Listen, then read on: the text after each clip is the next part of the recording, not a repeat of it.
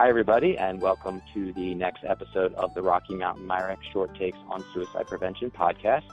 I'm your host, Adam Hoffberg, and today we are joined by Dr. Ray Tucker. Ray is an assistant professor in clinical psychology at the Louisiana State University, and he also serves on the board of directors with the American Association of Suicidology. Ray has recently been honored with the APA Division 18 Award for Distinguished Professional Contributions by an outstanding graduate student, and he's also an Outstanding Psychology Trainee Award with the VA section, and we're really thrilled to have him on the show today to talk about his work around transgender veterans. We're going to chat about two of his recent publications, and we'll get into that in just a moment. So welcome, Ray. Thank you so much for having me. Great. So as we always do, let's start with a little introduction and tell us a little bit about yourself and the mitigation of suicidal behavior lab you work in, and also sort of your path and how you got involved in this work. Absolutely. So I am a first-year assistant professor at Louisiana State University. I completed my PhD in clinical psychology at Oklahoma State University under the direction of Dr. Larissa Wingate and the Suicide Risk and Resilience Lab there. So that was between 2011 and 2015, 2016. That research lab, we broadly investigated suicide risk and resilience within college student populations with a particular interest in suicide risk and resilience within underrepresented groups. So being in Oklahoma, a good amount of our work was in indigenous populations in the community across multiple colleges, but also at our university, as well as work with Black college students, again, both in our state as well as nationally, particularly those at historically Black colleges and universities. So really my work within marginalized population suicide prevention began there.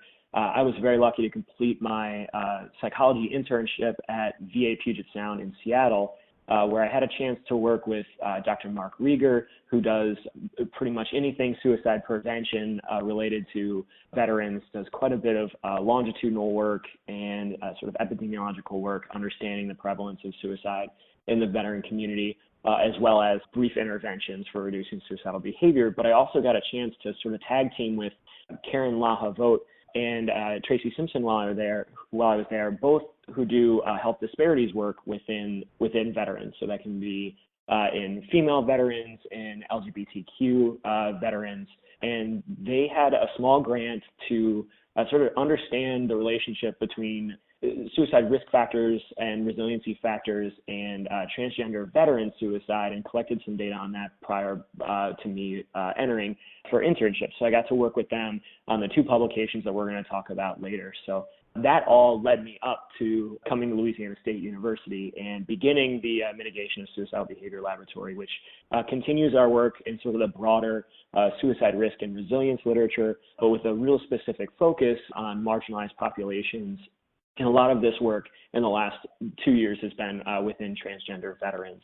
This research has also coincided with quite a bit of clinical service and training within clinical endeavors in the VA for suicide prevention. So for a year in graduate school, I got to work with the suicide prevention coordinator at the Oklahoma City VA, doing suicide risk assessments in our inpatient unit and doing follow-up care as folks transitioned out of the inpatient services. Additionally, I worked with the veterans with serious mental illness and veterans who recently experienced spinal cord injury while I was at the VA in Seattle during my internship year, and sort of specialize and continue to hone some skills working with high-risk veterans around suicide-related behaviors. Very good. So again, we're really thankful to have you on here. And as you mentioned, a lot of your work focused on health disparities and vulnerable populations. And so today we're really going to talk about transgender veterans and suicide risk and some of the recent work you've done. So just jumping in with the first pub, which is in the journal Suicide and Life-Threatening Behavior. This one's called Current and Military-Specific Gender Minority Stress Factors and the Relationship with Suicide Ideation in Transgender Veterans. Reading through the abstract, the first line that stood out is the idea that transgender veterans may be as high as 20 times higher risk than non-transgender veterans for suicidal self-directed violence. Obviously, that number is quite stunning. Can you kind of break that down for us? Absolutely. So we're really starting to just understand how the prevalence of suicidal related thoughts and behaviors in transgender veterans. And the study that I'm referencing is a 2013 study by John Blaznish, who's currently at VA Pittsburgh and also a collaborator on the publication that we're going to talk about later as well. So Dr. Blaznish used the VHA records between so the patient health records in the Veterans Health Administration from 2000 to 2011, trying to understand the prevalence of gender identity disorder. And this would be the predominant marker of somebody who would be identified as transgender in the VA system. An individual would be diagnosed with this disorder, and that would indicate transgender status in the health records. So that was between 2000 and 2011. And then he sort of cross-referenced that with the Suicide Prevention Application Network data, or SPAN data, which is the data that suicide prevention coordinators keep regarding suicide-related events within their VA hospitals. In that time, when they had SPAN data, so 2009 to 2011, and cross-referenced just the prevalence of suicide-related events within those individuals with a gender identity disorder diagnosis. So suicide-related events would be considered things like aborted suicide attempts, planning for suicide, or suicide gestures in which a means of suicide was involved. So somebody, pulling out their means for suicide, but not eventually making a suicide attempt. So these events were recorded and compared. And what he found let's take the year 2010, for example. So the prevalence of suicide-related events in the broader VHA records, not just those with a gender identity disorder, the prevalence for suicide-related events was 202 out of every 100,000 veterans. When Dr. Blaznish looked at this, just in transgender veterans, that number was 4,216. So that is 20 times more in prevalence in that exact year, just by the simple comparison between individuals with the gender identity disorder diagnosis and those without.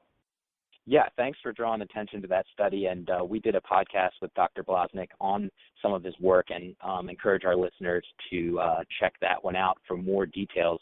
But again, I think that does a great job to set the stage why this topic is so important and why we're taking time today to go into more detail with some of your current work. So just to kind of help us understand why transgender veterans might be at increased risk, you introduced this idea of external and internal minority stress. What does that mean? So external and internal minority stressors really dates back to the early 2000s and the minority stress model of trying to understand why folks who identify as lesbian, gay, and bisexual or sexual minority experience negative mental health and health outcomes more compared to those from the majority population. So ideas of external minority stress, sometimes called distal minority stressors or enacted stigma, are things happening to a minority individual due to their minority status. So in our study, we were looking at external minority stressors for transgender veterans, both during and after service.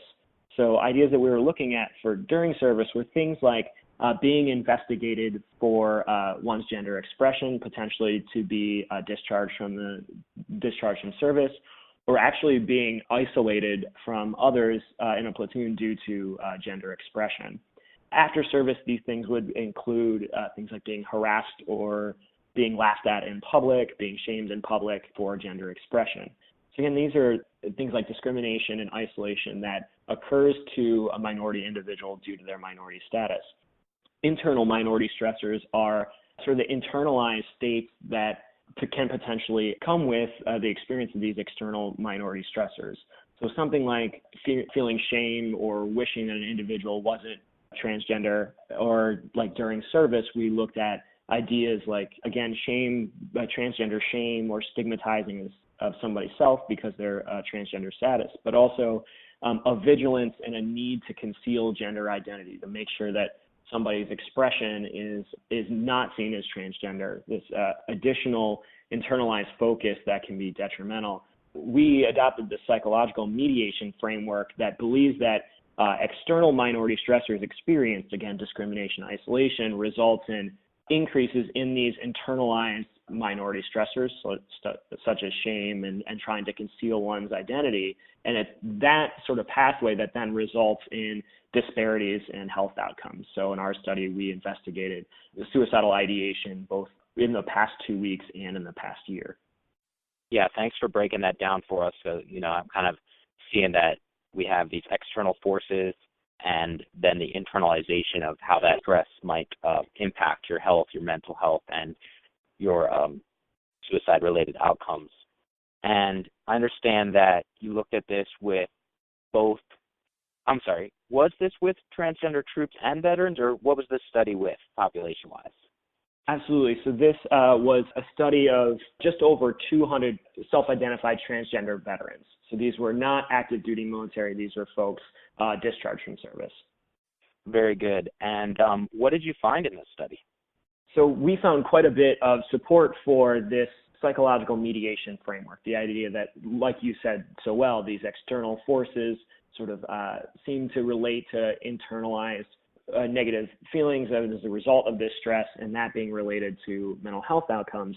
What we found was support for the idea that the external minority stressors experienced in the past year, so this would be external minority stressors after service, was related to past year internal minority stress, so things like transgender shame, and that relationship predicted both the experience of suicidal ideation in the past year as well as in the past 2 weeks. And then we also try to consider depression symptoms outside of suicidal ideation, just to see if maybe this relationship was sort of just because of other depression symptoms. So we covaried these statistically and found that still that psychological mediation framework of these external stressors to internal stressors to suicidal ideation, both in the past year and the past 2 weeks, was still significant. So it seemed to be something potentially independent of depression symptoms. So that was all minority stressors related to after service. We also found some evidence that the experience of those external and internal minority stressors during service could still be related to relatively recent suicidal ideation. So we found that the experience of external minority stressors was related to internal minority stressors during service. So again, this would be the idea of being investigated for one's gender expression or being isolated. This predicted or is correlated to transgender shame and trying to conceal transgender identity during military service. And regardless of how long this was, how long you've been discharged, or a transgender veteran had been discharged from service, this still predicted suicidal ideation in the last year and suicidal ideation in the last week. And so some of our veterans were 40 years past service. So it seemed to be not just related to how long ago this was, that maybe it could be influencing suicidal risk for suicidal ideation years later. Very powerful finding, and thanks for explaining that for us. Before we get into sort of some of the more clinical implications of this research, we want to kind of just turn now to the other publication. This one was released in Psychological Medicine, and it was called Hormone Therapy, Gender Affirmation Surgery, and the Association with Recent Suicidal Ideation and Depression Symptoms in Transgender Veterans. So give us the rundown on that study. Yeah, so these data came from that same sample of just over 200 transgender veterans who graciously gave us their data through a small grant through VA Puget Sound that I mentioned sort of earlier on. And really what my team was trying to investigate here was, what is the relationship between recent symptoms of depression, recent thoughts of suicide, and the history of transition-related medical interventions? So this is, of course, something that is constantly discussed in healthcare initiatives for transgender folks, both broadly and within the VA. And we wanted to try to provide some data as to whether or not these relationships exist, whether they're resilience, risk, or null. So we had 28 transgender veterans who indicated that they had had gender affirmation surgery on both their genitalia and chest. We had 37 transgender veterans who identified that they had surgery, gender affirmation surgery on either the genitalia or chest. So one half of the body, which is sometimes colloquially used in transgender communities to discuss gender affirmation surgery procedures. We had 105 individuals who had a history of utilizing hormone therapy for gender affirmation, but no surgical interventions, and then 36 folks with no history of any sort of transition-related medical intervention. And generally what we found was a fairly significant finding that folks with gender affirmation surgery on both the genitalia and chest, as well as a history of hormone therapy, indicated the lowest incidence of suicidal ideation in the last year, suicidal ideation in the last week, as well as symptoms of depression more broadly, compared to folks in the other three categories: surgery on one half of the body, hormone intervention and no surgery, and no intervention. So maybe a couple of the striking findings for me was indication of past year suicidal ideation in folks who had surgery on both halves of the body. 21% of individuals indicated suicidal ideation in the past year, whereas individuals who had surgery on one half, hormone therapy or no intervention, those rates were between 52 and 67% of the sample within those categories. So almost 3 times more likely to experience past year suicidal ideation. Pretty similar findings for suicidal thinking in the past 2 weeks.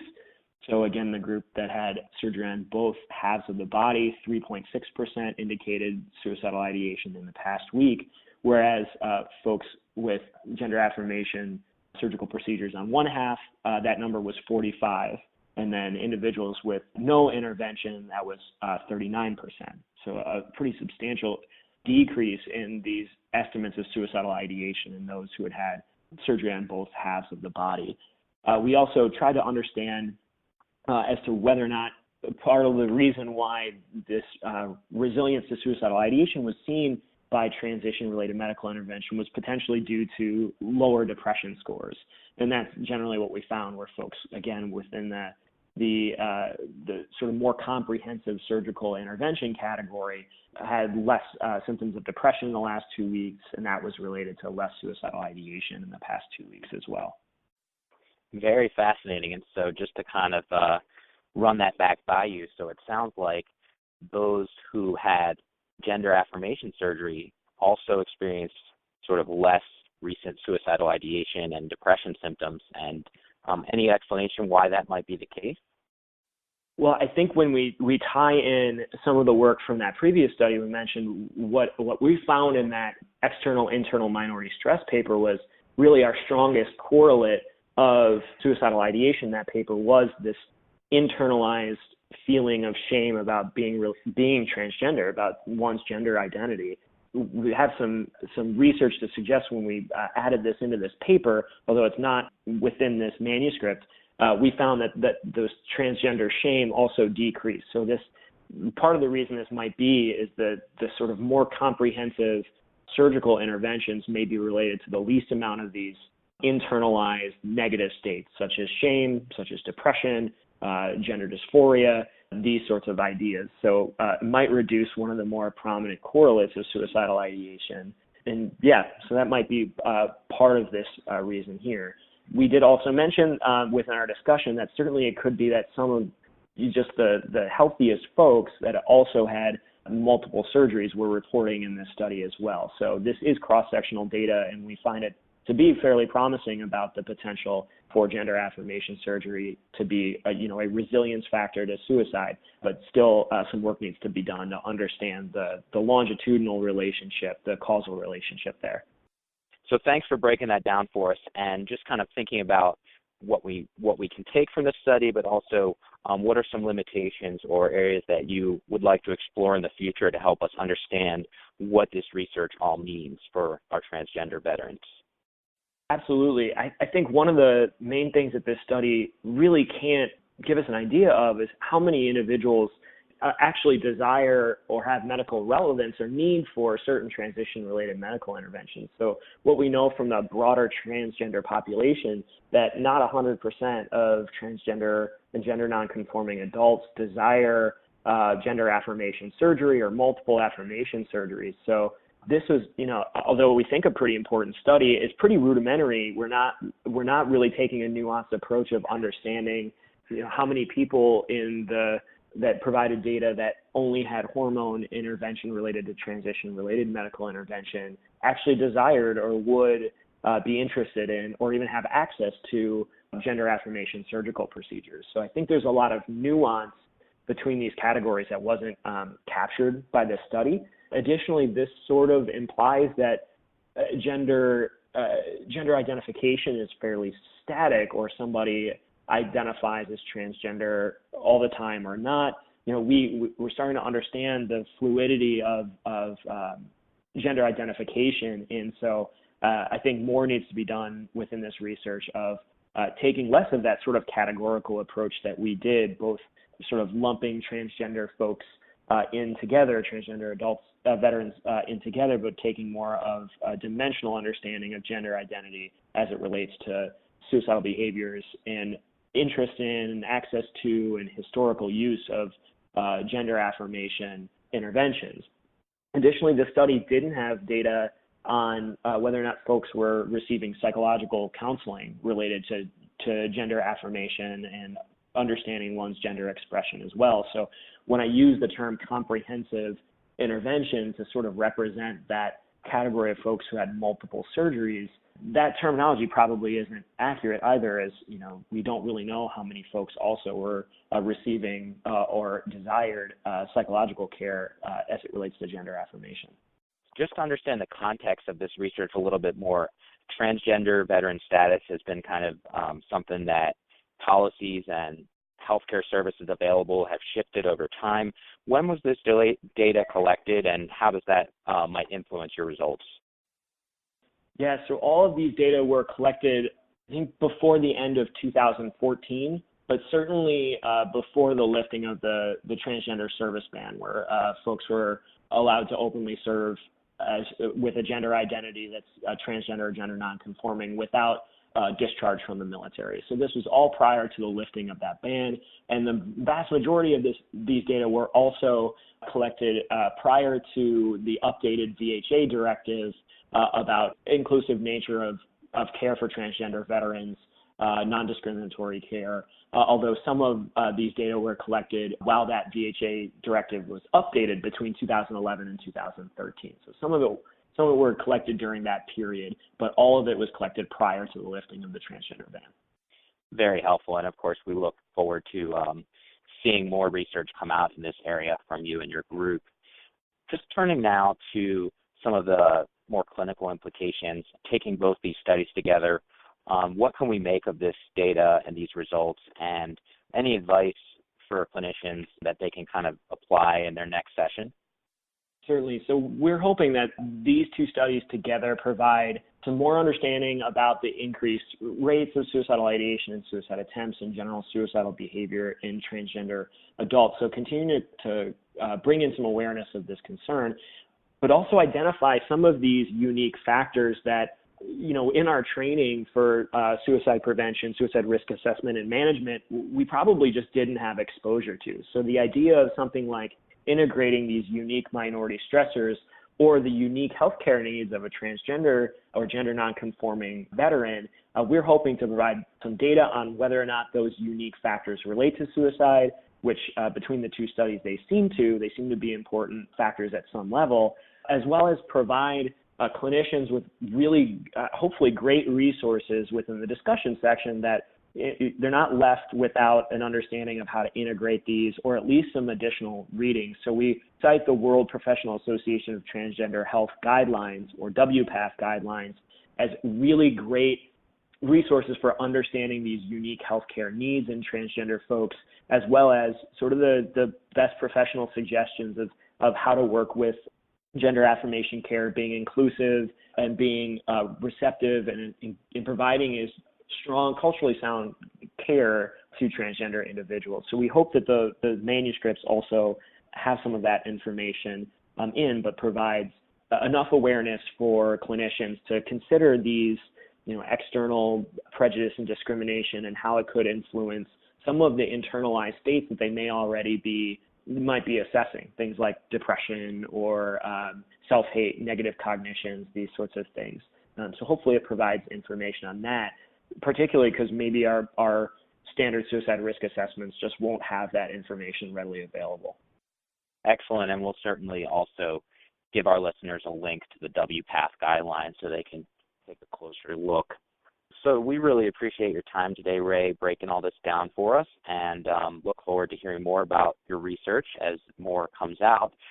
Anything you'd like to leave us with before we let you go today?